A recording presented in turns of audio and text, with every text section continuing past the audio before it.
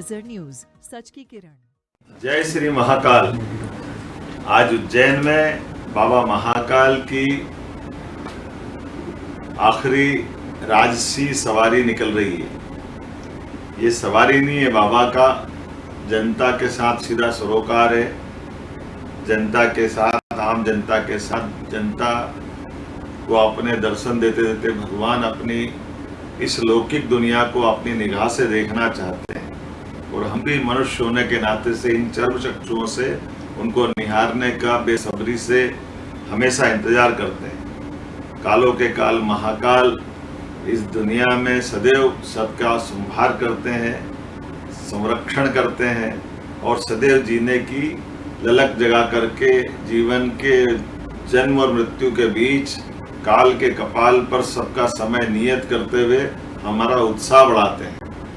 हमारे देश की आभा दुनिया के अंदर मध्य प्रदेश सहित बाबा महादेव की छवि, एक देवों में देव महादेव, एक विलक्षण अलग प्रकार के देव जो अपने गरीब से गरीब आदमी के जीवन में भी आशा, अपेक्षा, उत्साह, उमंग का रंग घोलते हैं। मैं आप सबका मध्य प्रदेश की निकलने वाली बाबा महाकालेश्वर की सवारी में आपका स्वागत करता हूँ, वंदन करता हूँ, अभिनंदन करता हूँ। इस वर्ष की सवारियों की कुछ खासियत भी मैं आपको बताना चाहूँगा। हमारे अपने बाबा महाकाल की सवारी सावन के पूरे माह, और हमारे यहाँ तो माह का मूल्यांकन भी अलग अलग प्रकार से होता है। उत्तर भारत में पूर्णिमा से पूर्णिमा माह हमारा हिंदी अर्थात हिंदू तीज त्योहार की दृष्टि से मनाते हैं। दक्षिण भारत में अमावस से अमावस मनाते हैं। तो बाबा महाकाल दोनों में संतुलन रखते हुए पूर्णिमा से पूर्णिमा के सभी सावन की सवारियों के साथ साथ भाद्र की 2 सवारी अर्थात अमावस से अमावस तक, अर्थात हर एक उत्तर दक्षिण पूर्व पश्चिम सबके लिए बाबा अपनी कृपा बरसाते हैं। तो आज निकलने वाली सवारी में भी मैं आप सबका स्वागत करता हूँ और बाबा की कृपा हम सब पे बनी रहे, आप उनको निहारते रहें। इस वर्ष इस सवारी में एक आनंद और आया है। हमारे अपने अनुसूचित जाति जनजाति के क्षेत्र के अलग अलग ट्राइबल के हमारे अपने धर्मालुजन, श्रद्धालुजन, हमारे मध्य प्रदेश निवासियों ने धूमधाम से हर सोमवार को शामिल होकर के एक अलग आनंद और अपनी उपस्थिति दर्ज कराई। इसके पीछे भावना इतनी है कि हमारे लिए बाबा महाकाल समग्र रूप से पूरे प्रदेश के लिए, खास करके बड़ा देव के नाते से हमारे आदिवासी क्षेत्र में भी अत्यंत श्रद्धा के नाते से उनको जाना जाता है।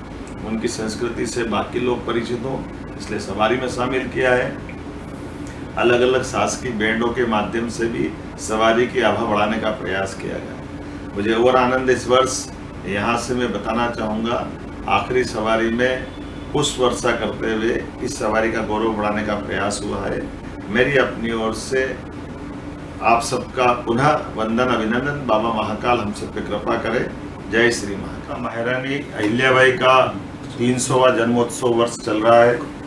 एक ऐसी महारानी जिसने पूरे देश के अंदर मुगलों की सत्ता में एक तरफ जहां हमारे देवालय पर आक्रमण हो रहा था, उसके उलट उनने अपनी इच्छा शक्ति से रामेश्वरम, उड़ीसा जगन्नाथपुरी, उज्जैन, बनारस सहित पूरे देश के सांस्कृतिक गौरव की ध्वजा थामते हुए सभी देवालयों को सनातन संस्कृति के लिए पूजा, अन्न क्षेत्र, स्नान के लिए घाट, सभी जनजातियों सहित सभी वर्ग के लिए लोक कल्याण की कामना करते हुए जीते जी जिन्होंने लोक माता का दर्जा हासिल किया, हम सबका सौभाग्य। उनकी 300वीं जयंती के अवसर पर मध्य प्रदेश सरकार उनके निमित्त पूरे वर्ष विभिन्न कार्यक्रम करने वाली है। उन कार्यक्रमों के माध्यम से उनके जीवन के उदात्त ध्येय को सबके सामने लाएंगे, जिसमें वो नारी सशक्तिकरण के साथ साथ बहनों के लिए जीवन में न केवल वो अधिकार दिलाती है, बल्कि हमारे सुशासन की बेहतर उदाहरण प्रस्तुत करती है। मेरी अपनी ओर से ऐसी लोक कल्याणकारी राजमाता के शासन काल के स्मरण ये जो समिति बनाई गई है, ये समिति जीवन के उनके विविध पक्षों को समाज के सामने लाने में समर्थ होगी। ये अपेक्षा के साथ आइए लोक माता के कामों को जनता के बीच उजागर करें। जय श्री अहिल्या माता।